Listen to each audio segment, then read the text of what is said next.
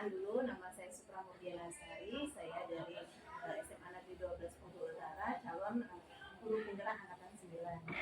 Baik, di sini saya mohon maaf mengganggu waktu Ibu untuk beberapa jam ke depan. Saya ingin meminta biodata Ibu dulu untuk diperkenalkan. Nama saya Grafela Gunati, saya Kepala SMP Negeri 51 Bengkulu Utara di Bogor. Masih Bu ya, Bu, di kesempatan kali ini saya ingin mewawancarai Ibu karena saya memiliki tugas di dalam penggerak itu untuk mewawancarai kepala sekolah. Jadi saya mohon kesediaan waktu Ibu untuk menjawab pertanyaan dari saya. Boleh. Selama ini Ibu bagaimana Ibu dapat mengidentifikasi kasus-kasus yang merupakan dilema etika atau bujukan moral di sekolah Ibu?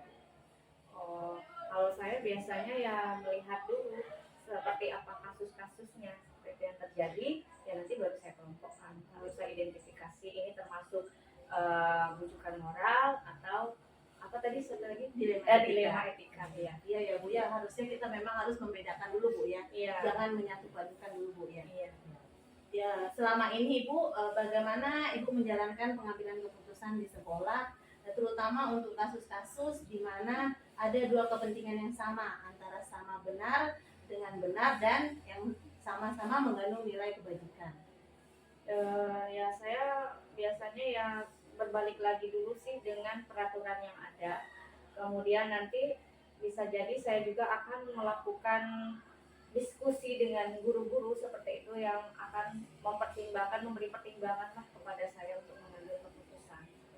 Berarti ada kolaborasi Bu ya dengan sejawat dengan guru lain. Ya, jadi setidaknya tidak mengambil keputusan tersendiri. Iya.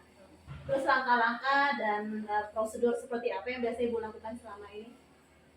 Prosedur yang saya lakukan selama ini tentunya saya saya identifikasi dulu ya. Yang pertama tadi untuk mengetahui itu bujukan moral atau dilema etika. Kemudian saya lihat dulu siapa saja yang terlibat di dalam kasus tersebut. Kemudian saya kumpulkan guru-guru, kemudian nanti dibicarakan bersama dulu seperti apa, kemudian nanti juga bisa saya coaching ya dengan yang bersangkutan atau yang memiliki kasus itu, dari hati ke hati lah. Bagus Bu, bagus sekali ya Bu ya. Hal apa saja Bu yang selama Ibu anggap efektif dalam pengambilan keputusan pada kasus-kasus dilema etika? Yang menurut saya yang paling efektif itu adalah kembali lagi kepada peraturan yang ada. Dengan demikian nanti pihak-pihak yang terlibat itu ya saya giring dengan peraturan yang ada itu, peraturannya seperti ini, nah, agar nanti bisa saling-saling belajar dan saling-saling memahami gitu. Wow, perlu banyak belajar nantinya ya. Hal-hal apa saja Bu yang selama ini merupakan tantangan dalam pengambilan keputusan pada kasus-kasus dilema etika di sekolah Ibu? Tantangannya tentunya ya sebagai kepala sekolah itu biasanya saya berhubungan dengan hati nurani saya ya. Kembali lagi tadi saya mengambil keputusan kan sesuai peraturan. Terkadang peraturan itu memerlukan kebijakan dari saya, bagaimana untuk menghadapi guru misalnya aja ya masalah izin di sekolah seperti itu. Nah itu juga sangat bertentangan dengan saya. Terkadang itu kemudian perasaan enak dan tidak enaknya terhadap keputusan yang sudah saya ambil itu takutnya nanti menyinggung guru atau tidak sesuai dengan harapan yang guru minta. Nah itu menjadi dilema bagi saya. Jadi sekolah Bu ya. Terus apakah selama ini Ibu memiliki jadwal tertentu Bu di dalam penyelesaian kasus dilema etika, atau Ibu menyelesaikan dengan tepat dan memiliki semua jadwal yang disusun gitu? Misalnya jadwal itu sudah Ibu susun harus hari ini selesai, atau ada jadwal-jadwal lainnya gitu? Biasanya saya sih langsung menyelesaikan ya masalah dilema etika itu ketika saya memiliki waktu di sekolah. Namun ketika misalnya saya lagi keluar atau tidak memiliki waktu, ya saya biasanya ya bikin jadwal dulu untuk menyelesaikannya. Setidaknya nanti ada komunikasi ya Bu ya untuk penyelesaian masalah. Adakah seseorang atau faktor yang selama ini mempermudah atau membantu Ibu dalam mengambil keputusan di dalam kasus-kasus dilema etika Ibu?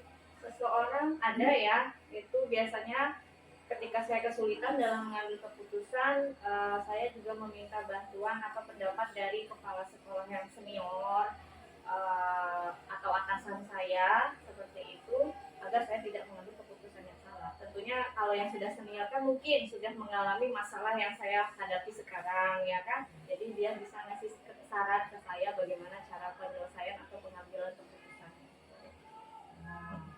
Yang terakhir Ibu, dari Ya. semua hal yang telah disampaikan, pelajaran apa yang dapat Ibu petik dari pengalaman dalam pengambilan keputusan dilema etika? Dalam pengambilan keputusan dilema etika, tentunya ya kita jangan asal ngambil keputusannya agar tidak merugikan salah satu pihak. Tentunya yang pertama kita harus memahami dulu prinsip-prinsip dari pengambilan keputusan itu sendiri seperti apa.